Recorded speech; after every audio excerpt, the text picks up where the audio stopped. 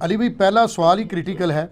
قرآن حکیم میں ملکہ بلقیس سے متعلق ایک واقعہ آیا ہے جس کا تخت بڑا مشہور تھا، اور اسی تخت کو سیدنا سلیمان علیہ السلام نے اٹھوانے کا ارادہ کیا، تو ایک ولی اللہ حضرت آصف بن برقیہ رحمہ اللہ نے آنکھ چپکنے سے پہلے اس وزنی تخت کو وہاں حاضر کر دیا۔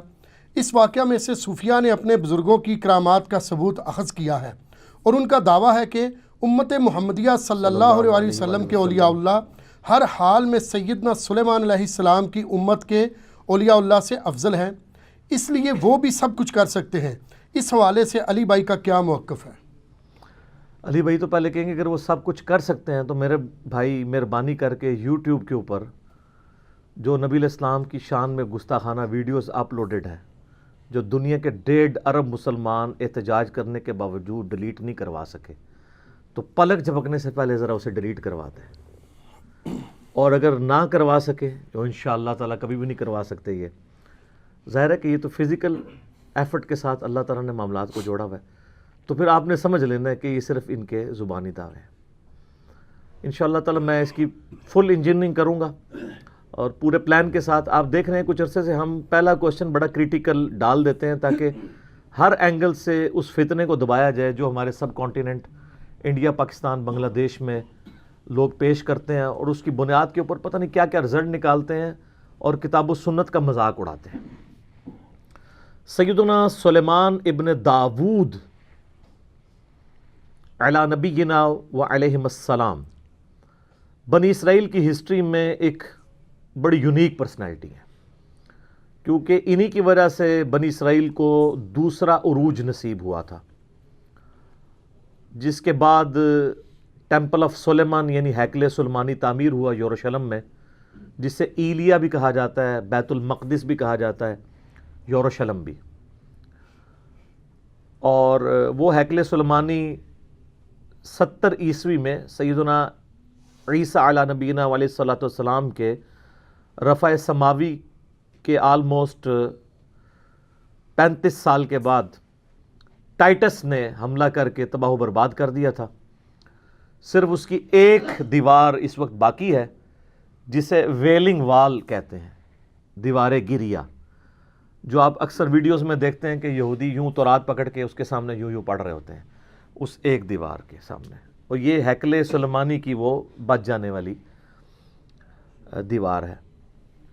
اور ظاہر ہے کہ ان کی یہ خواہش ہے کہ ہم دوبارہ سے اس ہیکل کو تعمیر کریں، اور ان کا یہ دعویٰ ہے کہ یہ بیت المقدس میں جو مسلمانوں نے بعد میں مسجد اقصیٰ بنا لی تھی، اس کے نیچے جو ہے وہ ہمارا تابوت سکینہ بھی دفن ہو گیا ہے، اس کے لیے بھی وہ سازشیں کرتے رہتے ہیں۔ تابوت سکینہ کے اوپر میری ویڈیو الگ سے ریکارڈڈ موجود ہے، وہ آپ دیکھ سکتے ہیں۔ بال سلیمان علیہ السلام ایک بڑی یونیک پرسنالٹی ہیں بنی اسرائیل کی ہسٹری میں، اور قرآن حکیم میں بھی سلیمان علیہ السلام کا ذکر بارہا مختلف جگہوں پہ ہوا ہے۔ آ چکے یہ تخت بلقیس والا واقعہ، اس لیے میں اس کے اوپر ایمفسائز کروں گا، لیکن میں صرف کراس ریفرنس کے طور پہ آپ کو بتا دوں کہ سورہ سبا کے اندر سلیمان علیہ السلام کا ذکر آیا، کیونکہ قوم سبا کا ایک واقعہ ہے ملکہ بلقیس والا جو سورۃ النمل میں موجود ہے۔ سورہ سبا کے اندر ذکر آیا کہ ہم نے سلیمان علیہ السلام کے لیے ہوا کو مسخر کر دیا تھا، ان کی صبح کی منزل 1 مہینے کے برابر ہوتی تھی اور شام کی منزل 1 مہینے کے برابر، یعنی وہ اپنے تخت سمیت ہوا پہ اڑتے تھے۔ 1 مہینے کی مسافت وہ ایک صبح میں طے کر لیتے تھے، اور ایک شام میں وہ 1 مہینے کی مسافت طے کر لیا کرتے تھے۔ اور اسی میں ذکر ہے کہ جنات کو مسخر کیا تھا اللہ نے ان کے لیے، ان کے حکم سے وہ قلعے بناتے تھے، مجسمے بناتے تھے، اور مختلف قسم کی تعمیرات کروایا کرتے تھے۔ اور پھر اسی سورہ سبا کے اندر ذکر موجود ہے کہ ایک تعمیر کے دوران ہی، ابھی تعمیر مکمل ہونا رہتی تھی، سلیمان علیہ السلام کی موت کا وقت قریب آ گیا، تو وہ ایک لاٹھی کے سہارے کھڑے ہو گئے، قرآن پاک میں آتا ہے سورہ سبا کے اندر، اور اسی حالت میں اللہ تعالیٰ نے ان کی روح قبض کر لی۔ اب چونکہ وہ ایک بیلنس فارم میں لاٹھی کو سہارا لیے ہوئے بیٹھے تھے، کرسی پہ بیٹھے ہوئے ہوں گے یوں کر کے، تو ان کا جسم یوں ہی رہا، کافی عرصے تک وہ رہا، اور اتنا زیادہ عرصہ کہ قرآن پاک میں آتا ہے کہ دیمک جو کیڑا ہے اس نے اس لاٹھی کو چاٹا، تو ظاہرہ دیمک ایک دن میں تو نہیں چاٹتی، اور حتیٰ کہ وہ جب سارا چاٹ لیا تو وہ لاٹھی ٹوٹ گئی تو حضرت سلیمان علیہ السلام کا جسم زمین پہ آ گیا. تو اس وقت جنات کو پتہ چلا کہ یہ تو فوت ہو چکے ہیں کب سے. تو اللہ تعالیٰ نے اس پہ ورڈکٹ دی ہے کہ اگر جنات غیب کا علم جانتے ہوتے تو اتنی مشقت میں نہ پڑتے. تو یہ اللہ تعالیٰ نے عقیدے کی بھی اصلاح کی ہے. دوسرا اس سے یہ بھی عقیدہ پتہ چلا کہ انبیاء کے جسموں کو اللہ تعالیٰ اسپیشل پروٹیکشن دیتا ہے مرنے کے بعد بھی. احادیث تو بہت موجود ہیں، لیکن جو لوگ منکرین حدیث ہیں وہ کہتے ہیں قرآن سے ثابت کریں کہ انبیاء کے جسم سلامت رہتے ہیں، تو سر یہاں سے ثابت ہوتا ہے. اور تیسری بات یہ بھی پتہ چلی کہ اللہ تبارک و تعالی جو ہے وہ اپنے بندوں کے عقیدوں کی اصلاح کے لیے اس طرح کے واقعات کرتا ہے تاکہ وہ اس سے عبرت پکڑیں. اس کے باوجود اگر کوئی عبرت نہ پکڑے تو اس کی اپنی بدبختی ہے، اور وہ یہ عقیدہ رکھے کہ اللہ کے سوا کوئی اور بھی غیب جانتا ہے. غیبی خبر علیحدہ چیز ہے، وہ صرف انبیاء کے پاس آتی ہے. اور چوتھی بات یہ بھی ہے کہ حضرت سلیمان علیہ السلام کا جسم جب زمین پہ آیا تو کوئی ان کی گستاخی نہیں ہوگی. یہ ہوتے ہیں نا تو یہ کہتے ہیں نہیں، وہ اچانک فرشتے نمودار ہوئے، انہوں نے اپنی ہتھیلیوں پہ لے لیا جسم. ٹھیک ہے، تو ایسے تو نہیں ہوا. تو کئی ایک رزلٹ نکلتے ہیں، تھوڑا سا تفکر کرنے سے پتہ چل جاتا ہے. اچھا، سورہ صاد کے اندر 99 دمیوں کا ذکر ہے. ایک واقعہ حضرت سلیمان علیہ السلام اور ان کے والد داؤد علیہ السلام کا، اس پہ میرا الگ سے کلپ ریکارڈڈ موجود ہے. وہاں پہ بھی ڈیٹیل سے ان دو باپ بیٹا کا ذکر آیا ہے. اور اللہ تعالیٰ نے فرمایا ہم نے ان کو حکمت دی تھی، جنات پہ ان کی حکومت تھی، ان کے حکم سے وہ بڑی بڑی عمارتیں بھی تعمیر کرتے تھے اور سمندروں میں غوطے لگا کے چیزیں بھی نکالتے تھے جنات. یعنی اللہ تعالیٰ نے ان کے لیے مسخر کر دیا تھا. پھر سورۃ البقرہ میں بھی اللہ تعالیٰ نے سلیمان علیہ السلام کے دور کا ذکر کیا کہ شیاطین کا انٹریکشن عوام الناس سے بہت زیادہ بڑھ گیا تھا جنات کا اس دور کے اندر. اور اسی دور کے اندر سورۃ البقرہ میں آتا ہے کہ ہاروت اور ماروت دو فرشتے تھے جو اللہ تعالیٰ کی طرف سے آزمائش کے طور پہ نازل ہوئے، اور وہ لوگوں کو جادو سکھایا کرتے تھے اور ساتھ بتاتے تھے کہ یہ تمہاری آزمائش ہے، سیکھو نا. اور وہ اللہ تعالیٰ فرماتا ہے ایسا علم سکھاتے تھے جادو کے ذریعے جس سے میاں بیوی میں جدائی ڈال دیں. اور وہ ساتھ بولتے تھے کہ ہم تمہاری آزمائش ہیں. ظاہر ہے شر بھی جتنا ہے وہ اللہ ہی نے پیدا کیا نا. من شر ما خلق، میں ہر اس چیز کے شر سے تیری پناہ میں آتا ہوں جو تو نہیں پیدا کی ہے. تو آزمائش کے طور پہ وہ ہاروت اور ماروت کا پھر اکثر لوگ پوچھتے ہیں وہ ہاروت اور ماروت الٹے لٹکے ہوئے ہیں، یہ ہو گیا. وہ فرشتے تھے میرے بھائی، فرشتے اللہ کے حکم کی نافرمانی نہیں کرتے. وہ کہتے ہیں کسی عورت پہ وہ عاشق ہو گئے تھے اور یہ سب کچھ جھوٹے واقعات ہیں. فرشتے کبھی بھی رائے راستے نہیں ہٹتے. قرآن پاک میں جا بجا یہ چیز آئی ہے کہ فرشتے تو سورہ التحریم کے اندر بھی آیا کہ وہی کام کرتے ہیں جو اللہ ان کو حکم دیتا ہے، اس کی سرتابی کر ہی نہیں سکتے. ابلیس نے اس لیے کی کہ کان من الجن ففسق عن امر ربی، وہ جنوں میں سے تھا. سورۃ الکہف کی آیت نمبر 50 میں آتا ہے اس لیے اس نے اپنے رب کی نافرمانی کی. اس نے حضرت آدم علیہ السلام کو سجدہ نہیں کیا، باقی سب فرشتوں نے کیا تھا. تو یہ آپ کو سورۃ البقرہ میں اس حوالے سے بھی ڈیٹیل مل جائے گی. رہا تخت بلقیس والا واقعہ، یہ سورۃ النمل میں بڑی ڈیٹیل کے ساتھ اللہ تعالیٰ نے حضرت سلیمان علیہ السلام کی زندگی کے چند واقعات کو ذکر کیا ہے 30 آیات کے اندر. آیت نمبر 15 سے لے کے 44 تک مسلسل 30 آیات میں سلیمان علیہ السلام کا اللہ تعالیٰ نے ذکر خیر کیا ہے. سٹارٹ اسی سے لیا ہے کہ وہ اپنے امتیوں سے کہتے ہیں کہ دیکھو اللہ تعالیٰ نے ہمیں کثیر مخلوق پہ فضیلت دی ہے، ہمیں جانوروں کی بولیاں سکھا دی ہیں، جنات کو، ہواؤں کو، پرندوں کو ہمارے لیے مسخر کر دی ہے. اللہ تعالیٰ نے ساری قدرت دی ہوئی تھی. اور وہیں پر یہ بھی ذکر آتا ہے کہ ان کی فوج کے لشکروں میں تمام جن، انسان اور جاندار جتنے بھی ہیں ان میں سے ہر ایک کی ان کی علیحدہ فوج تھی. جس طرح آج کل آپ کہتے ہیں نا یعنی ایئر فورس، آرمی، نیوی، ان کے پاس نیوی کے لیے بھی جنات موجود تھے، ایئر فورس سارے پرندے ان کے حکم پہ مسخر تھے، ہوا ان کے حکم سے چلتی تھی، اور انسان بھی موجود تھے. اور پھر اسی میں ذکر آتا ہے جس کی وجہ سے سورت کا نام ہی سورہ النمل ہے. نمل عربی میں کہتے ہیں چیونٹی کو. وہ اپنے لشکر کے سمیت گزر رہے تھے تو چند چیونٹیاں تھیں، ان کی ملکہ ان کو کہتی ہے، قرآن نے اس کا قول نقل کیا ہے کہ سلیمان علیہ السلام اپنے لشکر سمیت آ رہے ہیں، کہیں ایسا نہ ہو بے خبری میں وہ ہمیں پاؤں کے نیچے کچل دیں۔ تو پھر وہ چیونٹی باقی چیونٹیوں کو کہتی ہے کہ تم لوگ اپنے بلوں میں چلی جاؤ۔ یعنی چیونٹیوں کا یہ عقیدہ تھا کہ حضرت سلیمان علیہ السلام اور ان کے جتنے صحابہ ہیں ان کو علم غیب کوئی نہیں ہے، کیونکہ تبھی تو کچل دیں گے نا، الا یہ کہ اللہ ان کو بتا دے۔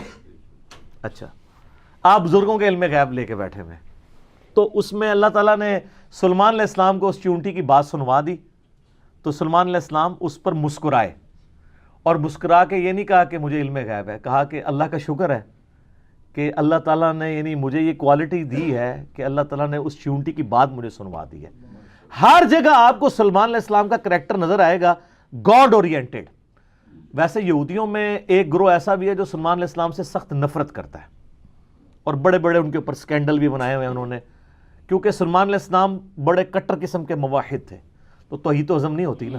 ہر جگہ آپ کو نظر آئے گا سلیمان علیہ السلام جب بھی کوئی کام ہوتا ہے نا، اپنے تو کسی کمال کا ذکر ہی نہیں کرتے، وہ کہتے ہیں یہ اللہ نے مجھے آزمایا ہے، اللہ نے مجھے دیا ہے تاکہ میں اللہ کا شکر ادا کروں، اللہ مجھے جانچ رہا ہے کہ میں نے، وہ تو سینٹرڈ اراؤنڈ گاڈ، اور یہی ایک موحد کی نشانی ہوتی ہے۔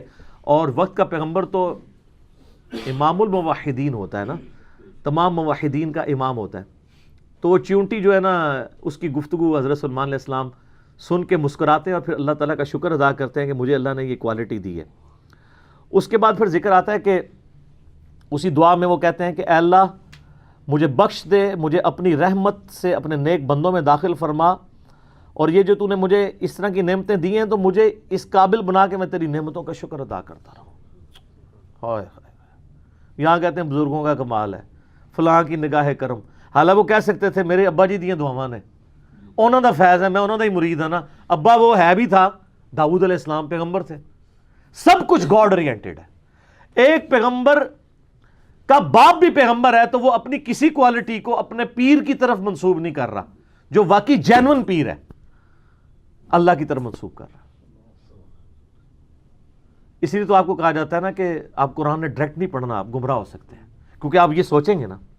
تو اس لیے تو ہم کہتے ہیں مرنے سے پہلے اے مسلمان کر لے اس پہ غور، کتابوں کا خدا اور ہے، بابوں کا خدا اور جب تم غور کر لو اس کے بعد ایک بار یہ بھی کہنا ہے کہ نہ میں وہابی نہ میں بابی، میں ہوں مسلم علمی کتابیں، نہ ہم سو کالڈ وہابی ہیں، کوئی علمی بات کرے تو اس کو کہتے ہیں یہ وہابی ہے، اور نہ ہم بابوں کا دفاع کرنے والے بابی ہیں، ہم علمی کتابی مسلم ہیں الحمدللہ۔ اچھا، وہ سورہ نمل میں پھر آگے چلتا ہے کہ حضرت سلیمان علیہ السلام اپنے دربار میں بیٹھے ہوتے ہیں، اب سارے ان کے کمانڈر حاضر ہیں، جنوں کا کمانڈر بھی ہے، اسی طریقے سے انسانوں کے کمانڈر بھی، سارے ان کے سردار وہاں پہ جمع ہیں۔ تو جو ان کی ایئر فورس کا کمانڈر تھا نا، وہ ہدہد تھا۔ ہدہد ایک پرندہ ہے جس کی بڑی خوبصورت سی کلگی ہوتی ہے، جیسے مرغے کی ہوتی ہے، اور بڑا ایکسٹرا آرڈنری پرندہ ہے۔ آپ جا کے گوگل پہ سرچ کریں، یوٹیوب پہ اس کی ویڈیوز دیکھیں کہ اللہ نے اس کو کیا صلاحیتیں دی ہوئی ہیں۔ وہ ان کا سمجھ لیں ایئر فورس کا چیف تھا، ٹھیک ہے۔ تو آپ نے فرمایا وہ کدھر غائب ہے، اور پھر ساتھ فرمایا کہ وہ اپنی غیر حاضری کی کوئی جسٹیفیکیشن مجھے پیش کرے، اور اگر اس نے کوئی ایسی جسٹیفیکیشن نہ پیش کی کہ وہ میرے دربار سے غائب کیوں ہے، تو میں اسے سزا دوں گا یا میں اسے ذبح کر دوں گا۔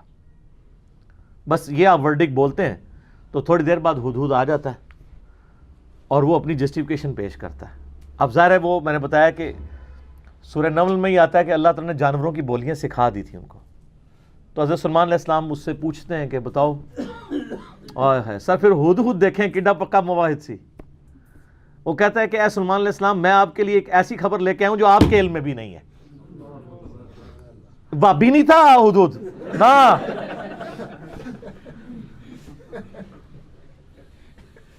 اچھا، سلیمان علیہ السلام نے کہا کیا خبر لے کے آیا ہوں؟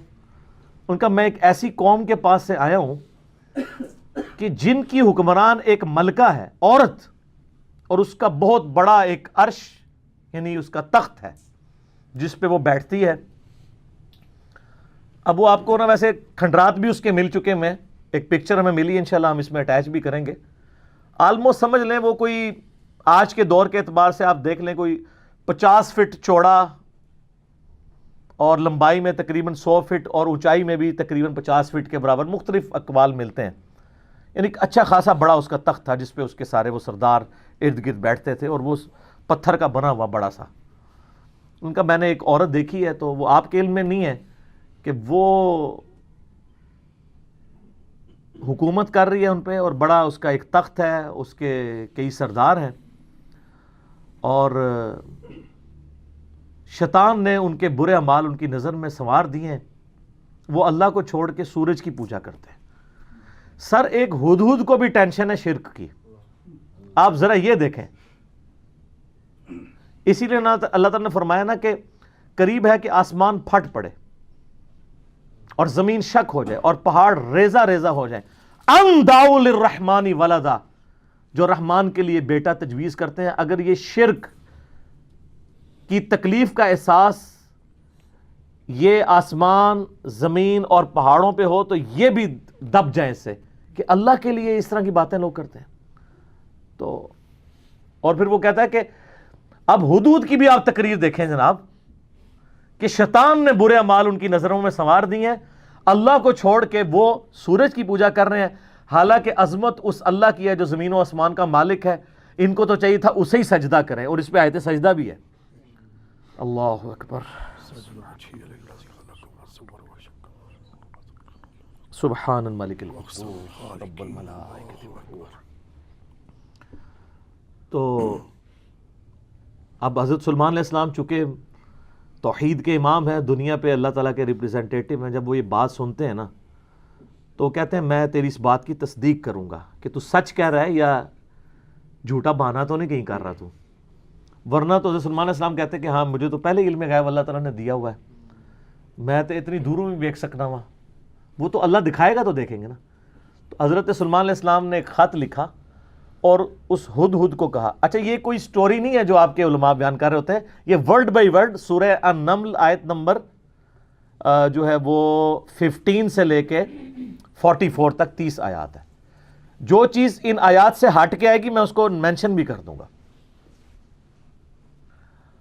تو وہ خط لکھ کے دیتے ہیں کہ یہ خط لے جاؤ اور جا کے ملکہ جو ادھر کیا ہے، ملکہ بلقیس جو ہے یہ اسرائیلی روایتوں میں آتا ہے، قرآن میں صرف ایک عورت کا ذکر ہے کہ جو حکومت کرتی تھی، اور خط اس کو دے کے پھر دیکھنا اس کا کیا جواب دیتے ہیں۔ ہدہد جناب لے کے خط پہنچا ہے، اور جا کے اب ہدہد ایک خط لے کے آ رہا ہو اور ملکہ کے وہ جا کے بیڈ روم میں سیدھا جا کے لینڈ کرتا ہے، کوئی سیکیورٹی گارڈ کوئی کچھ نہیں روک سکتا، وہ کھڑکی سے آ کے اس میں لینڈ کر کے سامنے لا کے اس کے خط پھینکتا ہے۔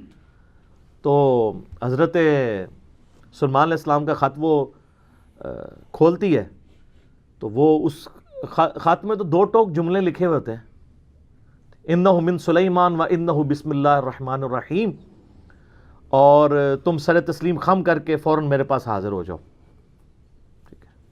بس یہ 2 لائنوں کا ایک جملہ ہوتا ہے۔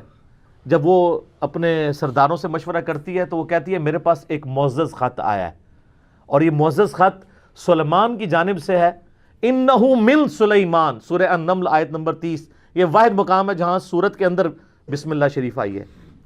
ایک عزت والا خط آیا ہے، عزت والا وہ اس لیے کہتی ہے وہ اس کو پتہ چل گیا کہ وہ غیر معمولی بندہ ہے کہ ہدہد جس کا خط لے کے آ رہا ہے میرے پاس، تو ظاہر ہے یہ کوالٹی تو اس کے پاس نہیں تھی کہ یہ کوئی کتنا بڑا بادشاہ ہے کہ جس کو اللہ نے یہ حکومت دی ہے کہ جانوروں پہ بھی اس کی حکومت ہے۔ تو وہ کہتی ہے کہ ایک معزز خط میرے پاس آیا ہے جو سلیمان کی جانب سے ہے اور وہ اللہ کے نام سے شروع ہو رہا ہے۔ اس سے یہ سنت ٹھہری کہ جب آپ کوئی خط لکھیں کسی کو تو بسم اللہ سے اس کا آغاز کریں، اور اس میں یہ ہے کہ سر تسلیم خم کرو اور میرے پاس حاضر ہو جاؤ۔ تو وہ اپنے سرداروں سے کہتی ہے کہ میں تمہیں پتہ ہے کہ میں کوئی کام اس وقت تک نہیں کرتی جب تک کہ میں مشورہ نہ کر لوں، ہر معاملے میں تم سے میں مشورہ کرتی ہوں۔ قوم سبا کی وہ ملکہ تھی، تو مجھے بتاؤ تم مجھے کیا مشورہ دیتے ہو۔ تو سردار تو آپ کو پتہ ہے جو ان کی تو ایک خاص جنگجو نیچر ہوتی ہے، انہوں نے کہا ہم تو بڑے طاقتور ہیں، بڑے زور آور ہیں، ہم ہر طرح کے بادشاہ کا مقابلہ کر سکتے ہیں، آپ ہمیں حکم دیں دیکھی جائے گی۔ لیکن وہ تو سمجھدار ہوتی ہے نا، جس میں مجھے بھی آگے لوگ پھونک چڑھا رہے ہوتے ہیں، لیکن جو بندہ ڈرائیونگ سیٹ پہ بیٹھا ہوتا ہے اس کو پتہ ہوتا ہے کہ کام کو کس حکمت سے لے کے چلنا ہے. تو وہ ملکہ کہتی ہے کہ اس کو تو اندازہ ہو گیا کہ یہ کوئی عام بندہ نہیں ہے, ان کی ساری پھوپھا نکال دے گا وہ. تو وہ کہتے ہیں کہ وہ ملکہ آگے کہتی ہے, اس کے الفاظ اللہ تعالیٰ نے نقل کیے ہیں, وہ کہتی ہے کہ یاد رکھنا بادشاہ جب کسی ملک میں داخل ہوتے ہیں نا تو وہاں کے شرفاء کو ذلیل کر دیتے ہیں. تو یعنی یہ جو ہمارے پاس ملک ہے یہ بھی ہمارا چھین جائے گا, ہم میں یہ طاقت نہیں کہ ہم اس شخص کا مقابلہ کر سکیں. یہاں پہ بھی آپ دیکھ لیں انگریزوں نے یہی کیا ہے نا, جب انگریز یہاں حکومت میں ہے نا, سب سے زیادہ ذلیل انہوں نے کیا ہے خاندان مغلیہ کو, اس لیے کہ وہ یہاں پہ رولرز تھے. تو انہوں نے کہا پہلے تو جناب ان کو اتنا ذلیل کرو نا, کیونکہ ان کے اندر جراثیم موجود ہیں حکومت کرنے کے, ان کو تو ذلیل و خوار کرو. تو وہ ملکہ کی بات یونیورسل ٹروتھ اللہ نے نقل کیا کہ جب بادشاہ داخل ہوتے ہیں تو وہاں کے شرفاء پھر سب سے پہلے وہ ذلیل ہوتے ہیں. تو وہ کہتی ہے کہ اس میں جلدی نہیں ہمیں کرنی چاہیے, میں سلیمان کو نا کچھ گفٹ بھیجتی ہوں اور میں دیکھتی ہوں کہ اس کے رسپانس میں وہ کیا کرتا ہے, تو پتہ چل جائے گا کہ وہ واقعی ایک دنیا دار بادشاہ ہے یا اللہ کا ریپریزنٹیٹو ہے. یہ اس نے چیک پوائنٹ رکھا کہ اگر دنیاوی بادشاہ ہوا تو دنیاوی بادشاہ پرانے زمانوں میں دوسرے ملکوں پہ کیوں حملہ کرتے تھے, تاکہ ان سے ان کی دولت ہتھیائیں. تو اگر ہم جزیہ دینے پہ آمادہ ہو جائیں اور سالانہ ہم ایک رقم مقرر کر لیں گے, اتنا آپ کو ٹیکس یا جزیہ دیا کریں گے, تو وہ ٹل جائے گا. تو وہ بڑے زیادہ تحائف دے کے نا ایلچی روانہ کرتی ہے سلیمان علیہ السلام کے پاس. ٹھیک ہے, اور وہاں پہ سلیمان علیہ السلام کے پاس جب وہ ایلچی پہنچتے ہیں تو سلیمان علیہ السلام تو اسٹریٹ فارورڈ ان کو جواب دیتے ہیں کہ مجھے جو کچھ اللہ نے دیا ہے, تمہاری یہ دنیا کی حقیر دولت اس کے مقابلے میں کچھ نہیں ہے, مجھے تو اللہ نے کیا حکومت دی ہوئی ہے.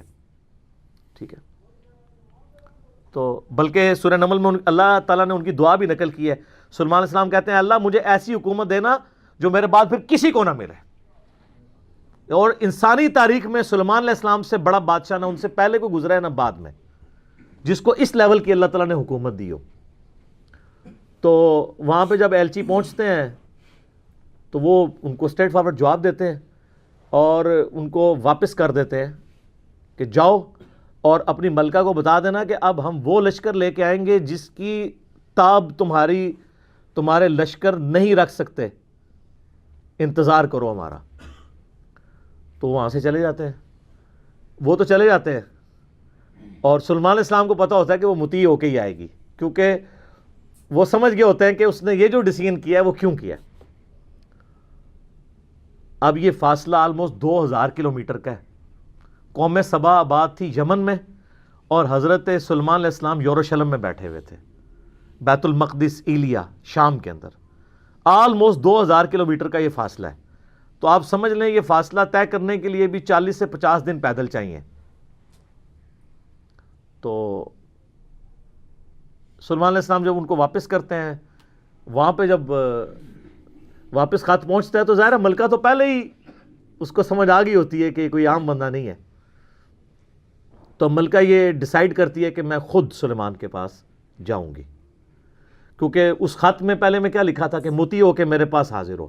سر یہ بادشاہت کا آپ لیول دیکھیں کہ دوسرا بادشاہ جنگ بھی نہیں کرنی پڑ رہی, سیدھا وہ خود حاضر ہو رہا ہے.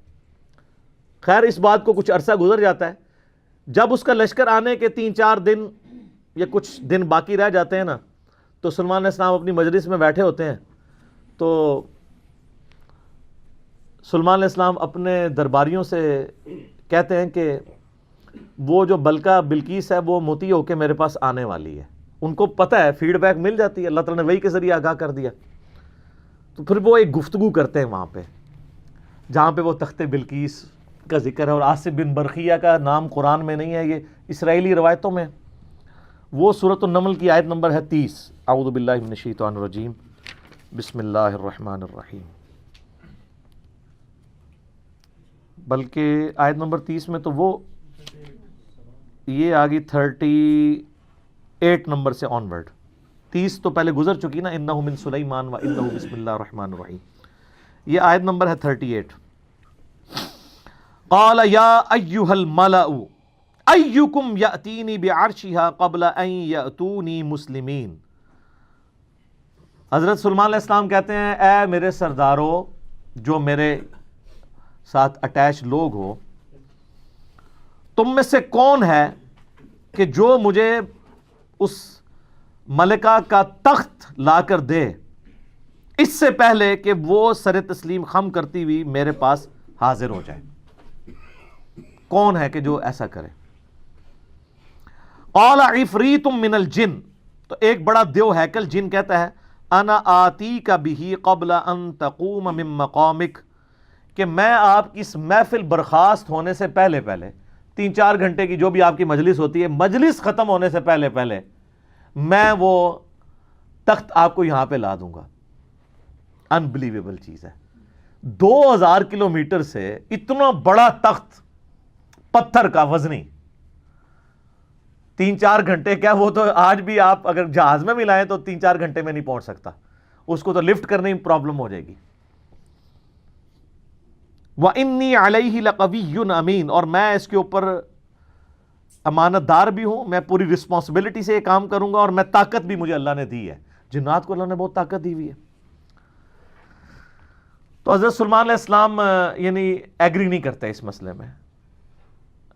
تو پھر ایک اور شخص، قال الذی عندہ علم من الکتاب، وہاں ایک شخص بیٹھا ہوتا ہے جس کے پاس کتاب میں سے علم ہوتا ہے. وہ کہتا ہے انا آتیک بہ قبل ان یرتد الیک طرفک، میں اس تخت کو آپ کے سامنے حاضر کر دوں گا آپ کی آنکھ جھپکنے سے پہلے، فریکشنز آف سیکنڈ میں لے آؤں گا. ہمارے لیے تو وہی ہضم کرنا مشکل ہے، تو یہ تو خیر بہت بڑی چیز ہے. تو یہ اس نے دعویٰ کیا، بس یہ دعویٰ کرنے کی دیر تھی اور وہ لے بھی آیا تخت. فَلَمَّا رَآهُ مُسْتَقِرًّا عِندَهُ، تو حضرت سلیمان علیہ السلام نے جب وہ تخت وہاں پر آیا ہوا دیکھا، قَالَ هَذَا مِن فَضْلِ رَبِّي، اور انہوں نے کیا حضور کڈے پہنچے بزرگوں، کیا بات ہے، کیا صاحب کرامت ہو، نہیں اومٹ کر دیا. ان کا یہ میرے رب کا فضل ہے. ہذا من فضل ربی، آپ لکھتے ہیں نگاہ مرشد سے، ماں باپ کی دعا سے، اور پیغمبر کا کہتا ہے ہذا من فضل ربی، یہ تو میرے رب کا فضل ہے. کیوں ہے فضل؟ لیبلونی اشکر ام اکفر، تاکہ وہ مجھے آزمائے کہ میں اس کا شکر گزار بنتا ہوں یا نہ شکرا. یہ سر توحید ہے. ومن شکر فانما یشکر لنفسہ، اور جو کوئی اللہ کا شکر کرے گا تو وہ بھی اپنے نفس کی خاطر ہی کر رہا ہوگا، اللہ کو کوئی پرواہ نہیں. ومن کفر، اور جو کوئی اللہ کی ناشکری کرے، فإن ربی غنی کریم، تو میرا رب تو غنی ہے، کریم ہے، اسے کسی کی پرواہ ہی نہیں ہے. ھذا من فضل ربی. اچھا اس کے بعد پھر آتا ہے کہ وہ ملکہ جب آئی، حضرت سلیمان علیہ السلام نے کہا کہ نا اس تخت کی حیت بدل دو، ڈیزائننگ اس کی تھوڑی سی چینج کر دو، جو اس کے اوپر کوئی پھول بوٹے لگے ہوئے تھے تھوڑا سا اسے ٹیمپر کرو، اور میں دیکھوں گا کہ وہ پہچانتی ہے اپنے تخت کو نہیں، کہ نہیں پہچانتی. تو وہ پھر ملکہ وہاں پہ آ پہنچتی ہے. تو سلیمان علیہ السلام اسے ریسیو کرتے ہیں اور کہتے ہیں اس تخت کے بارے میں تیرا کیا خیال ہے؟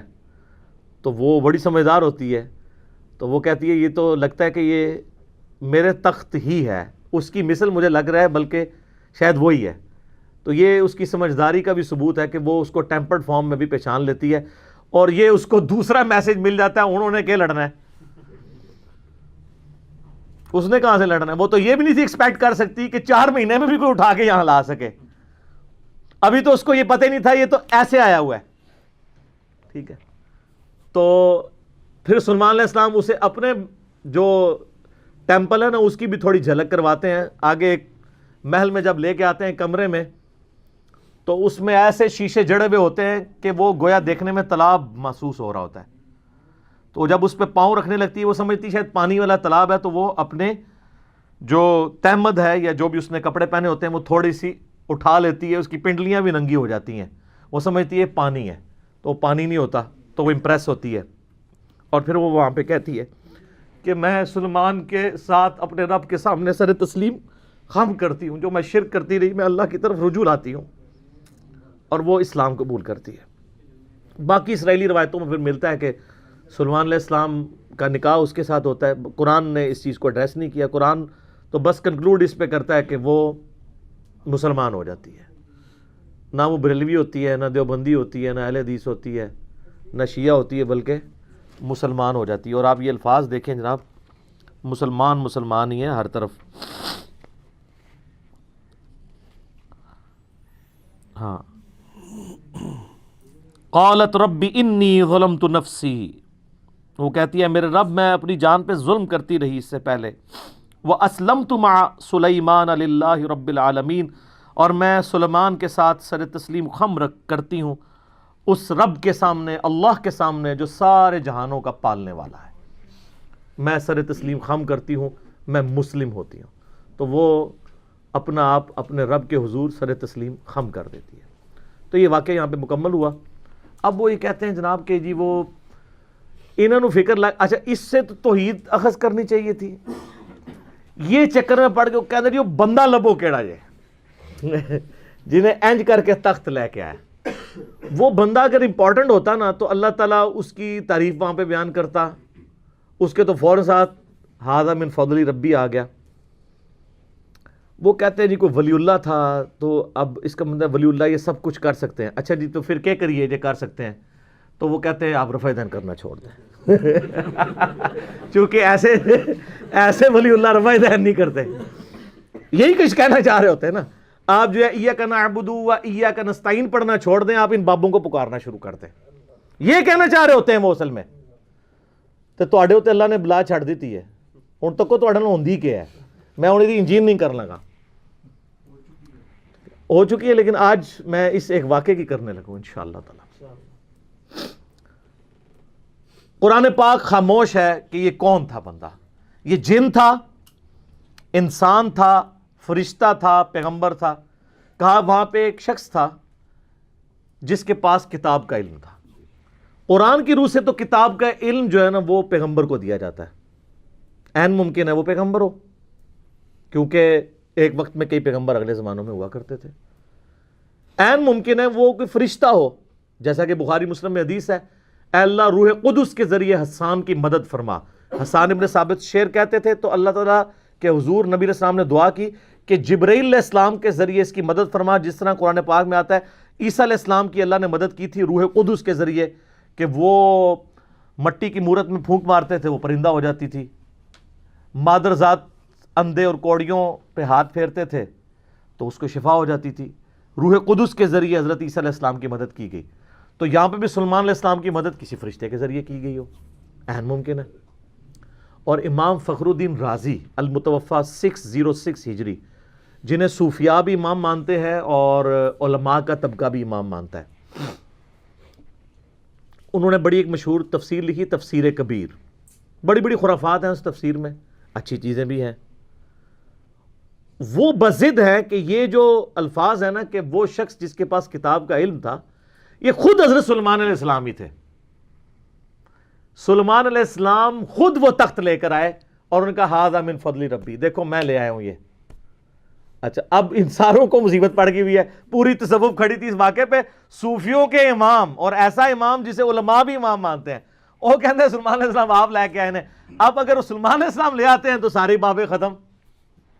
ٹھیک ہے، تو یہ میں نے علمی طور پہ بات کر، لیکن یہ ان کی جو تفسیر ہے یہ قرآن میں فٹ ان نہیں بیٹھتی. قرآن پاک اس معاملے کو اس سے زیادہ اہمیت نہیں دیتا کہ اللہ تعالیٰ کی قدرت کا اظہار ایک شخص سے ہوا جو حضرت سلیمان علیہ السلام کا درباری تھا، چاہے وہ جن تھا، فرشتہ تھا، یا کوئی پیغمبر تھا، انسان تھا، کوئی بھی تھا. اس کے بعد ہمیں رویہ بتایا گیا کہ ہم نے اللہ کی طرف رجوع لانا ہے. یہ نہیں کہا گیا کہ اس سے آپ نے اپنے بزرگ بابے ثابت کرنے ہیں. یہ بالکل غلط ایٹیچیوڈ ہے. اور اس کے اوپر یہ ڈاکٹرن کھڑا کرنا کہ جی حضرت سلیمان علیہ السلام کے امتی کی اگر یہ شان ہے تو نبی علیہ السلام کے امتیوں کی شان اس سے زیادہ ہوگی. شان زیادہ ہونے کے لیے کمالات کا زیادہ ہونا ضروری نہیں ہوتا. قرآن تو شان کی بنیاد علم بتاتا ہے، اور اس کے بعد اگر آپ کی نسبت بھی ہے، جیسے نبی علیہ السلام کو اللہ نے اگلی امتوں پہ ان کی امت کو فضیلت دی ہے نبی علیہ السلام کی وجہ سے. کنتم خیر امت اخرجت للناس، اور نبیوں والا کام دیا ہے، تأمرون بالمعروف وتنہون عن المنکر وتؤمنون باللہ. تو یہ اس قسم کے رزلٹ نکالنے کی کوشش کرتے ہیں. تو میں اب ان کو سمجھانے کے لیے ایک بات کر رہا ہوں کہ یہ تو امتی کی بات ہو رہی ہے نا. ہمارے محبوب صلی اللہ علیہ وآلہ وسلم ان کے بارے میں جو ہمارا عقیدہ ہے وہ کیا ہے؟ صحیح مسلم میں حدیث ہے کہ شب معراج آپ علیہ السلام نے انبیاء کی امامت فرمائی. تو امام الانبیاء ہوئے نا. اچھا، کیا اس کی بنیاد میں ہم یہ ماننا شروع کر دیں کہ اگلے نبیوں کی جو جو کوالٹیز تھیں وہ ہمارے پیغمبر میں موجود ہیں؟ تو ایسے نہیں ہو سکتا. کلی فضیلت ضرور ہے. کئی ایک چیزیں ہیں جو اگلے انبیاء کو جزوی طور پہ فضیلت حاصل تھی جو ہمارے نبی علیہ السلام کو حاصل نہیں ہے. کلی فضیلت ہمارے پیغمبر کی ہے صلی اللہ علیہ وآلہ وسلم. میں آپ کے سامنے رکھتا ہوں. حضرت آدم علیہ السلام کو فرشتوں نے سجدہ کیا نا. کیا ہمارے نبی علیہ السلام کو کیا یا ہم اپنے نبی علیہ السلام کو سجدہ کر سکتے ہیں؟ تو آپ کی انالوجی مانی جائے کہ اگلے سارے نبیوں کی شان یہاں پہ جمع ہو، پھر تو سارے امتیوں کو چاہیے حضور کو سجدہ کریں.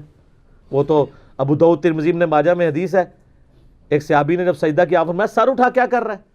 جب میں فوت ہو جاؤں گا تم میری قبر سے گزرو گے، کیا وہاں پہ بھی سجدہ کرو؟ انہوں نے کہا نہیں یا رسول اللہ. تو فرمایا مجھے کو سجدہ کر رہے ہو؟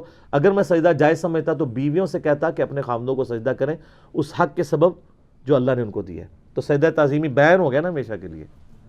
اچھا، بخاری اور مسلم دونوں میں آتا ہے کہ قیامت والے دن سب لوگ ننگے اٹھائے جائیں گے اور سب سے پہلے اللہ تعالیٰ ابراہیم علیہ السلام کو لباس پہنائے گا. تو یہاں پہ ابراہیم علیہ السلام کی جزوی فضیلت ہے. بخاری مسلم دونوں میں حدیث ہے کہ قیامت والے دن جب اللہ تعالیٰ مجھے اٹھائے گا تو میں دیکھوں گا کہ موسیٰ علیہ السلام مجھ سے پہلے ہی اللہ کے عرش کا پایا تھامے ہوئے کھڑے ہیں. مجھے نہیں پتا کہ ان پہ قیامت کی بے ہوشی طاری نہیں ہوئی یا مجھ سے پہلے اللہ نے ان کو زندہ کر دیا ہے. اس بے ہوشی کے سبب جو دنیا میں اللہ کی تجلی کی وجہ سے ہوئی تھی. یہاں پہ موسیٰ علیہ السلام کو جزوی فضیلت حاصل ہے. عیسیٰ علیہ السلام بغیر باپ کے پیدا ہوئے نا. یہ تو سب سے بڑی پھکی اور اینٹی وینم اور علمی الزامی جواب ہے. تو یہ ان کی فضیلت ہے نا. یہ فضیلت آپ ہمارے نبی علیہ السلام کے لیے ثابت کر سکتے ہیں؟ باقی تو سب کچھ کھینچتے رہو گے، کچھ کر لو گے، ایسا کیا کرو گے؟ اور اس سے بڑی بات، ہمارے نبی علیہ السلام کو موت آ چکی، اللہ کی جنتوں میں زندہ ہے. عیسیٰ علیہ السلام آج تک نہیں مرے، ان کو موت نہیں آئی. وہ تو رفع سماوی ہوا نا. وہ اپنی سیکنڈ ڈیسینڈنگ کے اندر اللہ تعالیٰ وہ یہاں پہ اس امت میں آئیں گے اور زندگی گزار کے فوت ہوں گے. تو حضرت عیسیٰ علیہ السلام تو ابھی تک زندہ ہے. تو اب یہ فضیلت نبی علیہ السلام کو آپ دیں گے؟ تو یہ کوئی طریقہ نہیں ہوتا اینالوجیز بنانے کا. اگر نبی علیہ السلام کے ساتھ اینالوجیز نہیں بنا سکتے تو باقی تو پھر چھاڑ ہی دو نا. ان کے امتیوں کی بنیاد بنانا تو بڑی دور کی بات ہے. جو چیز ثابت ہوگی وہ ہم مانیں گے. سلیمان علیہ السلام کا وہ امتی تھا یا کوئی فرشتہ تھا یا جن تھا یا صحابی تھا، وہ کام کر دیا، وہ تو ہمارے پاس ثابت ہو گیا. آپ اپنے بابوں کے بارے میں جو جھوٹے کلیم کر رہے ہیں نا، وہ آپ کو ثابت کرنے کے لیے لانا پڑے گا. اور آج کل تو بڑا آسان دور ہے، کہتے ہیں دنیا اولیاء اللہ سے خالی نہیں ہے. ایک ولی بھی نہیں پہ لفظہ تو جس کو ہم BBC، CNN، Al Jazeera, Geo, ARY، Dunya TV کے سامنے لے کے آئیں اور ساری دنیا کو بابوں کا پجاری بنا لیں جو آپ بنوانا چاہتے ہیں. بابی بنا لیں تو لے آئیں، ہم اس کے سامنے وہ یہ اس میں سے کوئی کام کر کے بتائے. کہتے ہیں نا جناب بزرگ سب کچھ کر لیتے ہیں اور ان کے پاس بڑی بڑی کوالٹیز ہوتی ہیں. مجھے بتائیں دنیا کا کوئی بزرگ جو ہے آپ کے سامنے ہوا میں اڑے، ویسے تو انشاءاللہ نہیں اڑے گا میڈیا کی برکت سے، پرانے بھی کوئی نہیں سر اڑے آئی گپا ہی نے. اگر وہ ہوا میں اڑے اور وہ آپ کو کہے کہ جی یہ اڑنا اس بات کی دلیل ہے کہ 2 + 2 5 ہوتے ہیں، آپ مان لیں گے؟ کیوں؟ کیونکہ آپ کو یہ بات پتا ہے کہ 2 + 2 4 ہوتے ہیں. اس کا یہ کرتب مجھے اس بات پہ نہیں ابھار سکتا کہ میں 2 + 2 کو 5 کہوں. تو سر ان کے کرتب ہمیں اس بات پہ ابھار سکتے ہیں کہ ہم قرآن و سنت کو چھوڑ کے ان کے پیچھے لگ جائیں؟ تو تف ہے ایسے بندے کے اوپر جو 2 + 2 4 والی حیثیت بھی قرآن و سنت کو نہ دے. اسی لیے تو ہم کہتے ہیں نا، مرنے سے پہلے اے مسلمان کر لے اس پہ غور. کتابوں کا خدا اور ہے، بابوں کا خدا اور. یہ کتابی بات ہے. اور یہاں تو کتنے لوگ ہیں جو ایلوژن کر دیتے ہیں. یہ ڈیوڈ کاپر فیلڈ کو ذرا آپ یوٹیوب پہ جا کے دیکھیں, کرس اینجل کو دیکھیں, کبھی وہ پانی پہ چل رہا ہے, کبھی دیوار پہ چڑھ کے بتا رہا ہے, کبھی ہوا میں اڑ کے, وہ سارا ایلوژن ہی کیا ہوا ہے اس نے, وہ پورا دھوکہ ہے, اس کی بھی ویڈیوز رکھی ہیں کیسے کر رہے ہیں. اللہ نہ کرے پاکستان آ جائے تو سارے مولویاں اور پیراں دی دکاناں بند, سارے دربار اجڑ جان گے. آپ دیکھ لیں وہ جو کچھ کر کے بتا رہا ہے. کیوں؟ لوگ کہیں گے آپ کے بابوں کی تو کتابوں میں لکھی ہوئی ہیں, جعلی کتابیں باتی ہیں, یہ تو ہم سامنے دیکھ رہے ہیں. تسی آؤ تو کر کے دسو, ان کر کے دسو نا جناب. میں نے ان کو بہت بڑی بات کی ہے. یہ تو کہتے ہیں نا یہ ہمارے بزرگ جو ہے دلوں کا حال جان لیتے ہیں. میں نے ان کو کہا کہ یہ تو بہت دور کی بات. میں اپنا مشین ڈیزائن کا فارمولہ یا میکینکس اور مٹیریلز کا فارمولہ لکھ کے دیتا ہوں, کوئی بزرگ مجھے وہ لکھا ہوا دیکھ کے پڑھ کے بتا دے.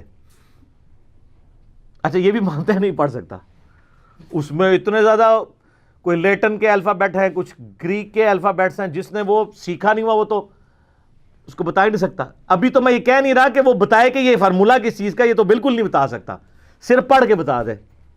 تو وہ کیسے کوئی اس طریقے سے معاملات کر سکتا ہے؟ سب کچھ جھوٹ کے اوپر چل رہا ہے. باقی اگر آپ نے منوانا ہے تو اے کوڑا تے اے میدان ہو. میں ان کو بار بار کہہ رہا ہوں آپ کی بزرگی ہم نے چاٹنی ہے, بلکہ میں اپنے بارے میں کہتا ہوں اگر میں بزرگ ہوں اور میرے پاس یہ کوالٹیز ہے تو مجھے مر جانا چاہیے. اور جس طرح ایک بابا جی کہتے ہیں نا, اوے امت مر جائے حضور دے خاکے پہ بن دے جے. امت تے سر بعد مرے, پہلے تے او مرے نا جنہیں بارے تہاڈا عقیدہ ہے کہ وہ دنیا کا نظام چلا رہے ہیں, وہ کیوں نہ پہلے مرے جس کے پاس اختیار بھی ہے کہ وہ یوٹیوب سے وہ ویڈیوز نہ گستاخانہ ڈیلیٹ کرا سکے.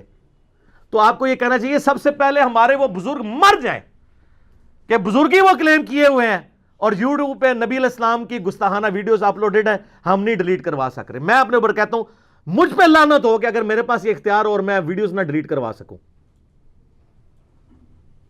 اور آگے اس کو آپ خود اپلائی کر دیں جس کے اوپر کروانا ہے. یہ باتیں کرنا آسان ہے نا, تو یہ کر کے بتائیں. اور جی وہ کہتے ہیں جناب وہ جی نگاہ مارتے ہیں, ایسے نگاہ اٹھاتے ہیں جناب عرش پہ, نیچے تکتے ہیں جناب 7 زمینہ, تیل بھی کراس. اے تیل دے نہ گھاٹے فٹ ہو گیا جی. تیل کسی بزرگ نے نہیں دریافت کیتا یار. یعنی کتنے انرجی کرائسس ہیں پاکستان کے اوپر. دنیا میں بھی جو پہلا تیل کا کنواں ہے اس کو بمشکل 200 سال ہوئے ہوں گے. پنسلوینیا میں امریکن سٹیٹ میں سر ایڈون نے دریافت کیا ہے. داڑھی تھی ان کی پوری مٹھی تھی لیکن مسلمان نہیں تھے. کسی بزرگ نے نہیں تیل دریافت کیا. تو یہ کیا زمین کے اندر 7 زمینوں کے نیچے جا کے دیکھتے رہے, تیل نظر ہی نہیں آیا انہوں.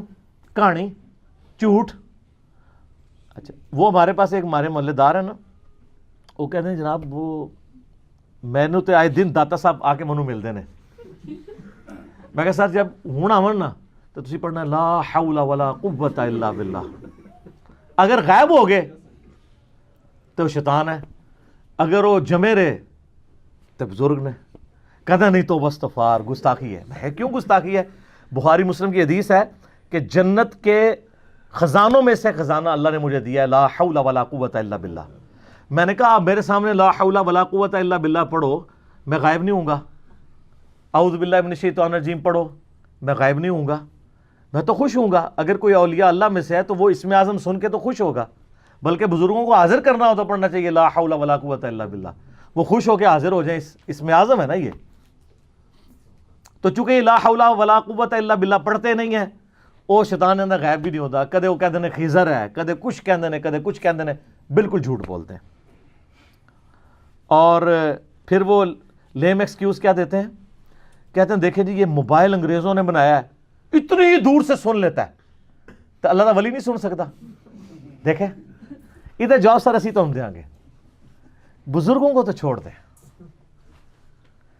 ایک عام انسان جانوروں سے تو افضل ہے نا. تو ان بزرگوں کے جتنے مریدین ہیں, یعنی آپ لوگ جو ہم سے آ کے جھگڑتے ہیں, آپ جانوروں سے افضل ہیں نا. تو چڑیا تو اڑ لیتی ہے, آپ میں سے کون ہے جو اڑ سکے؟ بزرگ بھی نہیں اڑ سکتے اللہ کے فضل نال, تسی بھی نہیں اڑ سکتے. تو یہ کمپیریزن کروانا بالکل غلط ہے, کیونکہ اللہ تعالیٰ نے اس کو وہ کوالٹیز دی ہیں جو انسانوں کو نہیں دی. اور انسانوں کو ایسی کوالٹیز دی ہیں جو ان کو نہیں دی ہیں. تو جو اللہ نے جو کوالٹی دی اس فریم آف ریفرنس سے باہر نہیں کو نکل سکتا. اگر وہ کہتا ہے اڑ سکتا ہے کوئی ان میں سے, تو قرآن میں یہ والا واقعہ تو آیا تخت بلقیس والا, آپ کو ہم کیسے چیک کریں؟ آ جاؤ سارے منار پاکستان. لیکن ہمیں تو یقین ہے, جس طرح ہمیں یقین ہے 2 + 2 4 ہوتے ہیں, آپ کی شہادت کا بھی ہمیں یقین ہے. ہم پیراشوٹ گوروں کا بنایا ہوا آپ کو باندھ دیں گے, گوروں کا بنایا ہوا. یہ میں اس لیے کہہ رہا ہوں تاکہ پتہ چلے کہ ان بزرگوں کی کنٹریبیوشن کیا ہے, جو کہتے ہیں ہمارے پاس اتنے علوم ہیں, اور منار پاکستان سے ان کو نیچے دھکا نہیں دیں گے. خود ہی بسم اللہ پڑھ کے, یا جو بھی, یا شیخ عبد القادر جنانی, یا وہ جو کہتے ہیں نہیں فلانے پیر صاحب اتھوں ٹرے تے اتھوں ٹری تے اتھوں پکڑ لیا, بلا لو سارے بابے نو تے چھال مارو, تو پورا پاکستان آپ کے پیچھے چلے گا اور مان لے گا. اور جب آپ زمین کے قریب پہنچنے لگے نا, تو آپ نے ایک دفعہ تو اپنے عقیدوں سے توبہ کرنی ہے, اور شعر پڑھنے کا تو ٹائم نہیں ہونا, آپ شہید ہی ہو جائیں گے. فوراً بٹن دبا کے پہلے لینڈ کرنا ہے, پھر لینڈ کرنا ہی کہنا ہے کہ بالکل انجینئر صاحب صحیح کہہ دینے کہ مرنے سے پہلے اے مسلمان کر لے اس پہ غور, کتابوں کا خدا اور ہے بابوں کا خدا اور پھر ساتھ کہنا جی بس جی آج تو بعد نہ میں وابی نہ میں بابی, میں ہوں مسلم علمی کتابی. ہونا چاہیے نا ایسے. یہ تجربہ کر کے دیکھ لیں. اور سر یہ جہاز انگریزوں کا بنایا ہوا, بوئنگ 747 یا ایئر بس A380 جہاز, کاکپٹ میں ان کو بٹھا دینا, یہ جہاز اڑا نہیں سکتے. نگاہ مار کے اڑنا تو بڑی دور کی بات ہے. جو جہاز اڑ رہا ہو نا, اڑتے جہاز سے اگر پائلٹ پیچھے ہٹ جائے اور ان بزرگوں کو لا کے بٹھا دیں, جس کو عقیدہ ہے نا, تو وہ اپنی ایک فلائٹ بک کروا لے, سارے پاکستان کے بزرگوں تو جان چھڑاؤ. وہ جا کے کتنے لینڈ کرے گا جہاز؟ اگلی دنیا میں. اس دنیا نہیں لینڈ کرنے لگا. یہ سب کے سب جھوٹی باتیں انہوں نے مشہور کی ہوئی ہیں. تو یہ انہوں نے اگر ثابت کرنی ہے تو کر کے بتائیں. اس طرح نہیں جی تسی نہیں مندے اسی مننے ہاں. وہ بات مانتے ہیں جو ہوئی ہے, قرآن و سنت کے اندر موجود ہے. کہتے ہیں جی ہمارے بزرگوں کی باتیں قرآن و سنت میں تو نہیں ہوں گی, تو ہم کب کہہ رہے ہیں قرآن و سنت سے نکالیں؟ ہم کہہ رہے ہیں کر کے دسو. دیکھو نا, اگر حضرت سلمان علیہ السلام کے درباری نے تو کر کے بتا دیا نا, اس نے تو نہیں کہا کہ میرے ابا جی کرتے ہوں سن, انہوں نے کر کے دسیا, تسی کر کے دسو تو ہم مان لیں گے. تو بالکل یہ فیل ہو چکے ہیں, ان کے پاس کوئی بھی چیز موجود نہیں رہی. اور میں نے کئی بار بیان کیا کہ آپ لوگ بیمار ہوتے ہیں, آپ کو درباروں پہ لے جاتے ہیں, جب بزرگ بیمار ہوتے ہیں ان کو شفا انٹرنیشنل میں اور آغا خان میں لے جاتے ہیں. کتنے بزرگ ہیں پاکستان لیول کے, میں نام نہیں لیتا, پیشاب بند ہوا ہے تو ان کو آغا خان میں لے گئے. کیوں؟ وہاں لے جائے نا, وہ اسی دربار کے اوپر جہاں آپ کہتے ہیں سمندر روکا ہوا ہے. سر کوئی انسان اپنا پیشاب نہیں روک سکتا, سمندر کا تو سائز ہی نہیں آپ لوگوں کو پتا کتنا ہے. اور پھر معذرت کے ساتھ جن لوگوں کے بارے میں آپ کا عقیدہ تھا سمندر روکا ہوا ہے, ایک کے بارے میں آپ کا عقیدہ تھا وہ انڈیا کے بم پکڑتے تھے پل پہ آ کے, ہندو آج تک مذاق اڑاتے ہیں آپ کا. اچھا, ان ساروں کے مزارات کے اوپر آ کے ٹھوک کے چلے گئے ہیں دہشت گرد. ہم اس چیز کو کنڈیم کرتے ہیں. اس کے بعد آپ تحفظ اولیاء کانفرنسز بھی کرتے رہے ہیں, یہاں ہمارے جیلم میں بھی ہوئی ہے. مجھے میسج کیے ہیں جی تحفظ اولیاء کانفرنس. میں کہا سبحان اللہ, ابھی تک تو آپ کہتے تھے اولیاء اللہ ہماری حفاظت کرتے ہیں, اب آپ بھی اولیاء کا تحفظ کرنا شروع ہو گئے. اور وہ کہتے ہیں پریس کلب کے سامنے احتجاج ہوگا. میں کہا نا, یہ سارے بڑے بڑے مزاروں کے باہر احتجاج ہونا چاہیے کہ سر کتنے بڈھے ہو گئے ہو, اون کوالٹیز ختم ہو گئی نے, یہ کہانیاں ہی سمجھے. جو بندہ قبر سے نکل کے راوی کے پل پہ آ رہا ہے, تو جو ادھر ٹھوک کے جا رہا ہے اس کو کیوں نہیں پکڑ رہا؟ سوچنے والی بات ہے نا.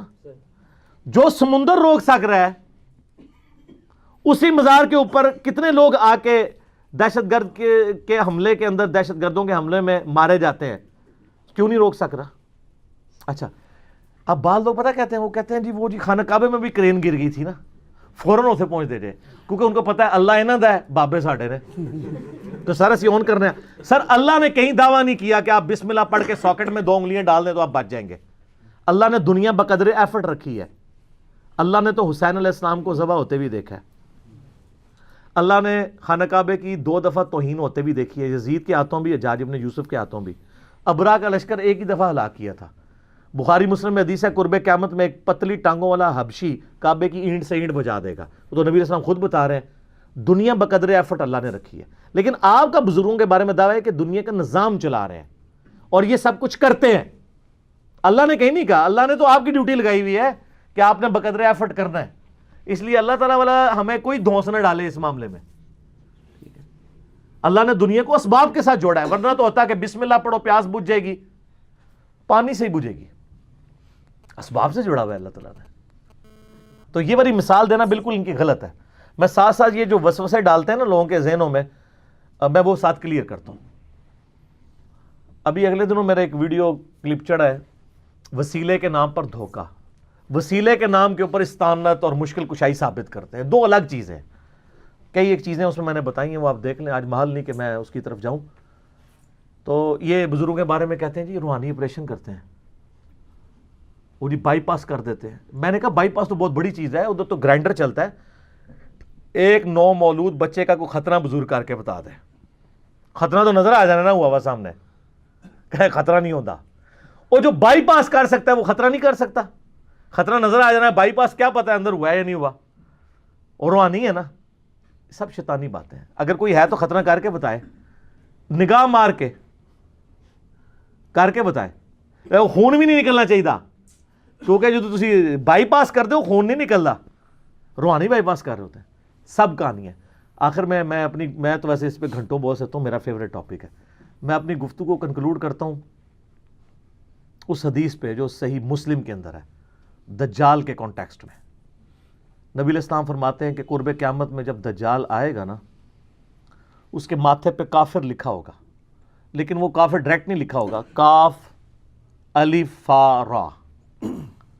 تو ہو سکتا ہے وہ کوئی اس سے کچھ اور ہی بنا لے, کاف سے کشف بنا لیں, الف سے اس کو اللہ کہہ دیں, ٹھیک ہے جی, فا سے کچھ اور بنا لیں, اس طرح کوئی بنا سکتے ہیں. بہرحال وہ اب ظاہر ہے کہ اس کو اللہ نے غیر معمولی صلاحیتیں دی ہوں گی. صحیح مسلم میں پوری ڈیٹیل آتی ہے, آسمان سے بارش برسا دے گا, زمین سے سبزہ اگا دے گا, اور ایک مومن پھر اسے چیلنج کرے گا سامنے آ کے. وہ کہے گا تو دجال ہے. وہ کہے گا میں اتنا کچھ کر رہا ہوں تو مجھے رب کیوں نہیں مانتے. وہ کہتا ہے, وہ کہے گا اس لیے کہ مجھے میرے نبی کی حدیث پہنچی ہے کہ تو دجال ہے. کرتب سے متاثر ہونے والا تو یہ بندہ نہیں ہوگا, قرآن و حدیث والا ہوگا نا, کتابی ہوگا نا. بابی ہوتا تو سیدھا انہوں ہی سجدہ کر دینا. تو وہ کہے گا میں تجھے قتل کر دوں گا. وہ قتل کرے گا پبلکلی, اس کے 2 ٹکڑے کر کے ان ٹکڑوں کے درمیان چلے گا, اور پھر اسے ٹکڑوں کو جوڑ کے پھر زندہ کرے گا, اور کہے گا اب تو مجھے خدا مان, میں نے تجھے مار کے زندہ کیا ہے. وہ کہے گا تیرے اس عمل نے میرے عقیدے میں ہی اضافہ کیا ہے کہ تو واقعی دجال ہے, کیونکہ نبی علیہ السلام نے فرمایا تھا ایک مومن کو قتل کر کے وہ دوبارہ زندہ کرے گا, اور دوبارہ اس کو قتل کرنے پر قادر نہیں ہوگا, تو دجال ہے. ہائے ہائے. حضور علیہ السلام فرماتے ہیں وہ اس وقت کا سب سے بہترین مؤمن ہوگا, سب سے بہترین شہید ہوگا. لیکن وہ کون سا ہوگا؟ کتابوں کا ماننے والا, بابوں کا ماننے والا نہیں. سر اسی لیے ہم رو رو کے کہتے ہیں کہ مرنے سے پہلے اے مسلمان کر لے اس پہ غور, کتابوں کا خدا اور ہے, بابوں کا خدا اور ایک بار جھوم کے آپ نے میرے ساتھ نعرہ لگانا ہے, کیا؟ نہ میں وابی نہ میں بابی, میں ہوں مسلم علمی کتابی. جزاکم اللہ خیر.